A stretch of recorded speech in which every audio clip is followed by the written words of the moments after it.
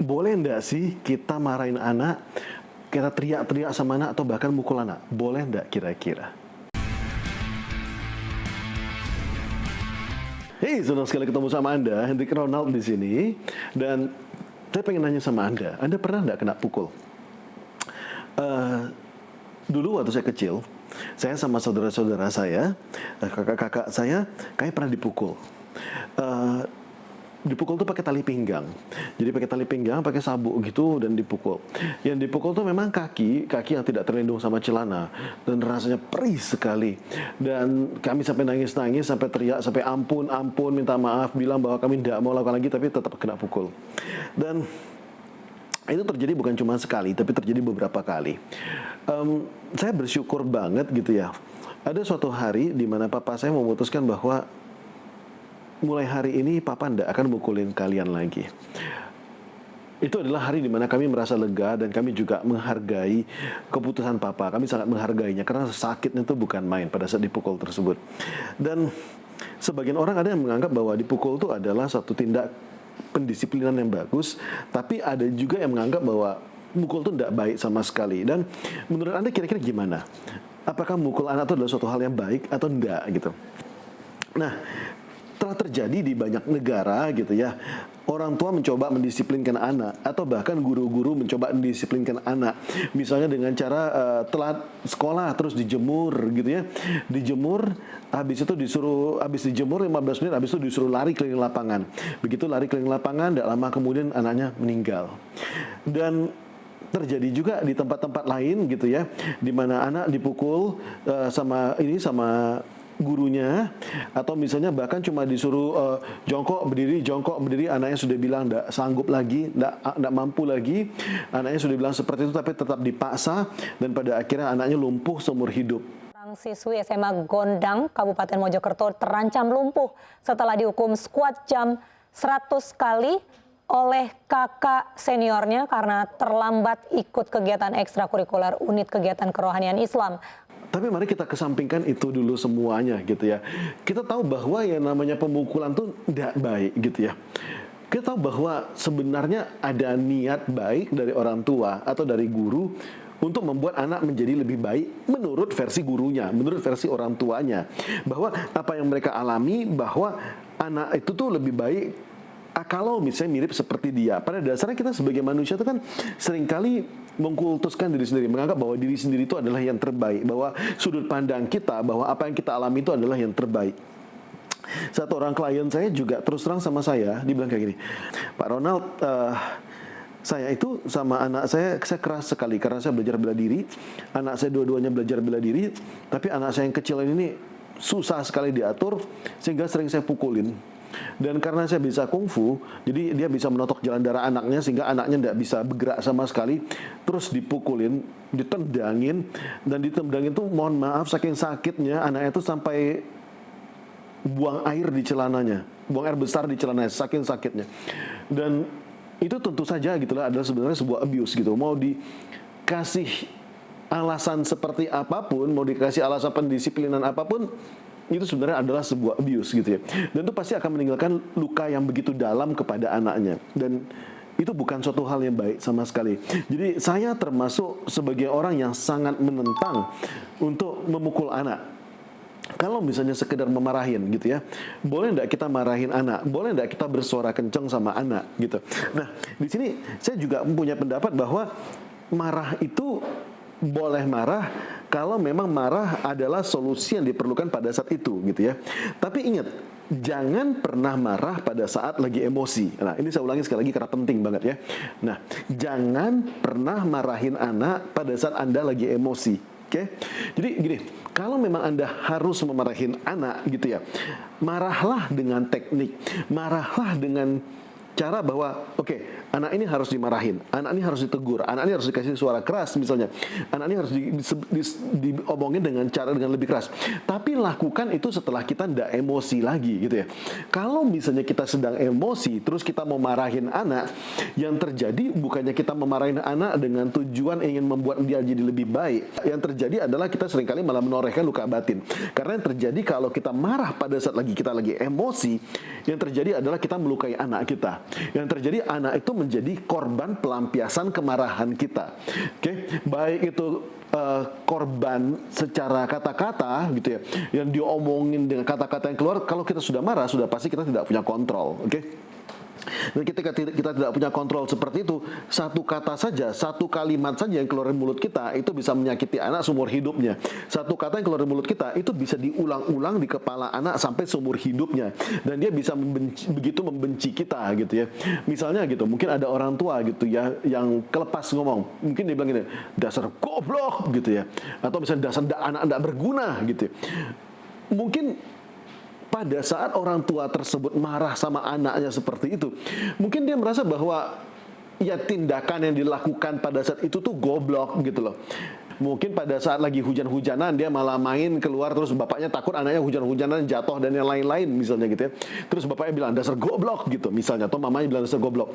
Tapi walaupun yang dimaksud sama orang tuanya yang goblok itu adalah kejadian tersebut, sikap tersebut, tapi yang terjadi, anak itu menganggap bahwa goblok itu adalah dirinya. Dia menganggap bahwa dirinya itu goblok, dirinya itu tidak berguna, dan itu yang terjadi sebenarnya. Itu makanya saya sekali lagi ngomongin, jangan pernah marahin anak di saat lagi emosi.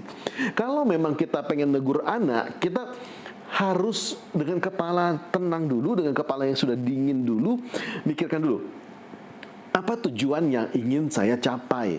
Saya pengen anak saya tuh bisa jadi seperti apa gitu ya. Nah, kalau kita sudah tahu bahwa oh, saya pengen anak saya misalnya tidak main tidak lari-larian lagi pada saat hujan-hujanan misalnya, atau misalnya saya pengen anak saya itu bisa ngerjakan PR lebih awal misalnya. Apapun yang Anda ingin gitu ya, pastikan bahwa Anda fokus bagaimana caranya supaya dia bisa tahu bahwa yang dia lakukan ini salah, dan ini adalah cara yang lebih baik, oke? Nah, itu adalah tujuan kita. Jadi, kalau misalnya kita mau marahin anak, sekali lagi kita bilang adalah tenangkan diri Anda dulu, pastikan Anda sudah tenang, pastikan Anda sudah tahu persis mana tujuan yang mau Anda capai, lalu Anda sudah pilih-pilih, Anda sudah cari tahu nih, kira-kira kalau ditegur dengan cara kayak gini dia mempan enggak? Kalau kayak gini dia mempan enggak? Kalau kayak gini mempan enggak? Kalau Anda kira-kira sudah mempertimbangkan caranya, mana cara baru Anda tegur, baru Anda panggil anak Anda, baru Anda bilangin gitu ya. Misalnya, nak sini. Misalnya Anda bilang gini, tadi ketika kamu lagi lari-lari di luar, terus terang papa cemas. Nah, mungkin anak merasa, Allah apa sih gitu aja cemas, kok jalan biasa-biasa aja kok gitu ya. Lagi lari-lari di hujan tuh biasa aja kok. Mungkin menurut dia seperti itu gitu kan. Tapi tugas kita adalah menyampaikan bagaimana caranya supaya pesan ini bisa sampai ke hati dia. Nah, mungkin dengan cara marah mungkin menjadi salah satu yang efektif. Misalnya, mungkin Anda bisa begini, Papa tidak suka ya kamu kayak gitu ya. Jangan sampai terjadi lagi ya. Papa tidak mau lagi lihat kamu lari-lari hujan seperti itu ya. Nanti kamu bisa kesambar petir, nanti kamu bisa jatuh, dan kamu bisa geger otak. Mungkin dengan cara seperti itu. Dengan cara diancam, ditakut-takutin seperti itu. Kalau memang tipe anaknya seperti itu, di sini saya mau disclaimer dulu. Tipe anak memang ada yang lebih efektif tuh kalau diancam. Memang by nature-nya, secara gennya tuh memang lebih efektif diancam. Tapi ada sebagian anak lagi yang memang bukan dengan cara diancam tuh tidak mempan.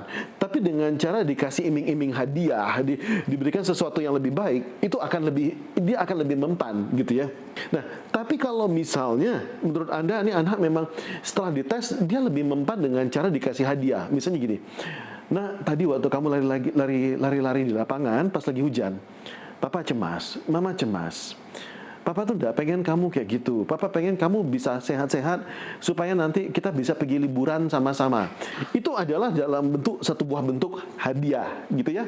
Nah, jadi ada anak yang memang ketika mau dikasih hadiah dia lebih suka, dan hadiahnya tidak perlu terlalu yang besar-besar amat gitu. Bisa jadi sesuatu yang kecil, misalnya. Kalau misalnya kamu baik-baik aja, nanti mama masakin kesukaan kamu. Mama masakin ayam goreng, misalnya. It could be anything gitu ya. Nanti kalau misalnya kamu mau dengerin kata-kata papa, nanti malam pas tidur papa temenin ya. Kita cerita-cerita pada saat kamu lagi mau tidur. Mungkin itu adalah momen yang berharga bagi anak. Dan itu bisa menjadi satu buah teguran yang baik gitu ya. Karena anak jadi tahu, oh ternyata papa memang tidak suka dan ada cara yang lebih baik gitu.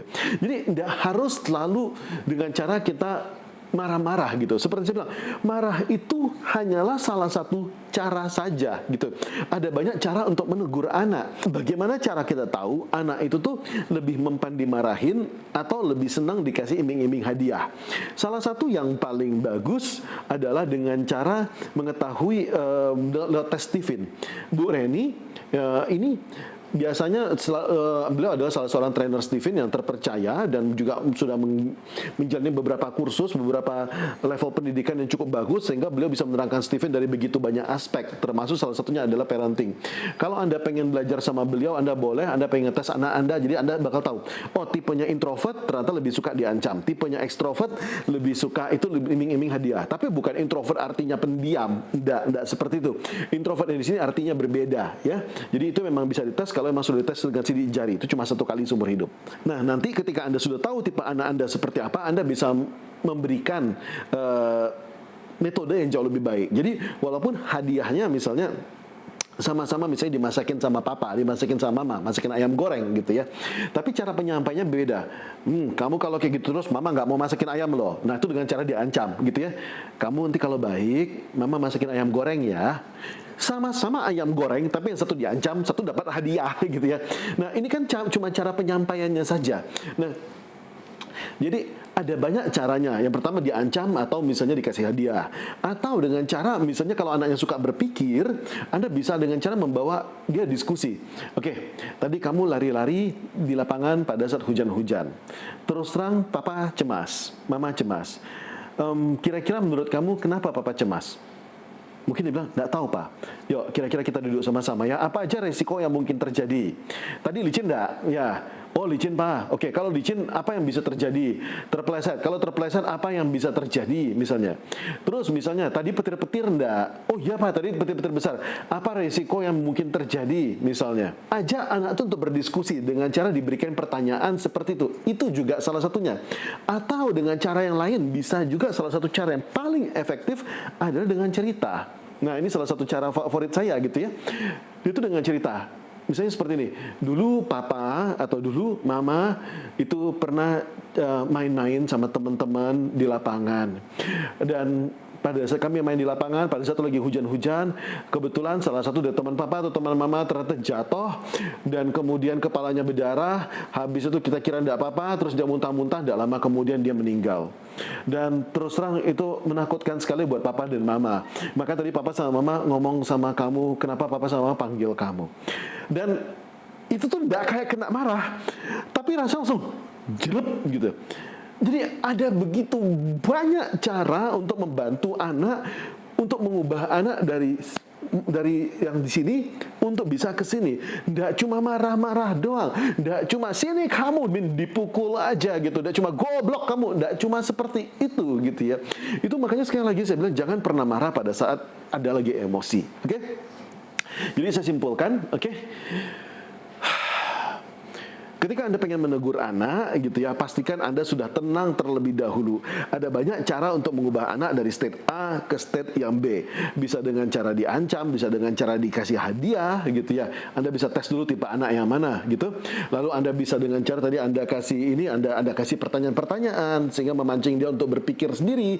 Kalau dia bisa berpikir sendiri, dia bisa menyimpulkan sendiri, dia bisa menjawab sendiri pertanyaannya. Itu sangat bagus. Ada juga dengan cara Anda memberikan cerita. Nah, itu juga satu buah metode yang sangat bagus, oke? Nah, tolong tuliskan di komen, kira-kira Anda paling suka dengan cara yang seperti apa, oke? Mari kita diskusi di bawah. Saya Hendrik Ronald, terima kasih sudah nonton video ini. Kalau Anda suka, silakan like, komen, dan juga subscribe. Salam dahsyat buat Anda.